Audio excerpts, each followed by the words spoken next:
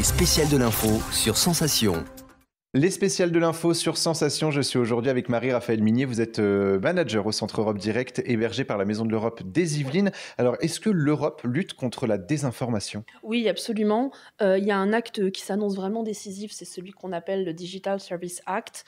Depuis en fait le mois d'août dernier, août 2023, cette législation sur les services numériques en fait va obliger les très grandes plateformes à faire la lumière sur leur système de recommandation de contenu, pour ne pas dire de publicité, à leurs utilisateurs.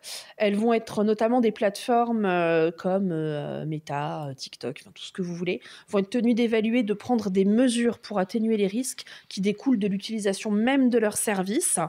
Et à travers cet acte très important, la Commission a ciblé 8 plateformes, dont TikTok, pour citer que la plus connue, et leur a demandé des explications sur la prolifération de ce qu'on appelle les deepfakes, donc vraiment les fake news à très importante échelle, des vidéos trompeuses dans lesquelles on peut attribuer à une personnalité des mots ou des actes qui ne sont pas les siens. Autre thématique, c'est le Brexit qui a eu des conséquences pour l'Europe. Alors justement, quelles ont été ces conséquences pour l'Europe, mais aussi pour les Européens ?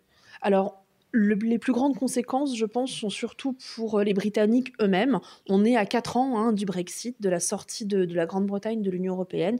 La situation économique du pays inquiète, avec un recul de 0,3% du PIB au troisième trimestre 2022, une inflation qui a dépassé les 10%, ce qui a provoqué une grave crise, des grèves historiques.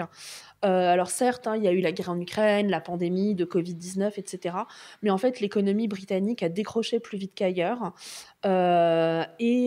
D'après plusieurs agences de presse, le Royaume-Uni est en fait le seul pays du G7 à ne pas avoir renoué avec son produit intérieur brut d'avant Covid. Donc ça coûte très cher. Et par ailleurs, d'anciens partisans du Brexit s'estiment un petit peu trahis, notamment les pêcheurs qui pensaient reprendre le contrôle des eaux territoriales. Et les partis d'extrême droite qui affirment que l'immigration illégale a atteint des sommets terribles depuis le Brexit, alors que c'était censé les en protéger. Donc le Brexit qui a eu quand même pas mal de conséquences. Absolument, merci beaucoup oui. Marie-Raphaëlle Minier d'avoir répondu à nos questions sur Sensation. On peut notamment vous rencontrer tout au long de l'année sur des conférences. Et pour revoir ou réécouter cette émission, ça se passe en podcast sur notre site et notre application Radio Sensation.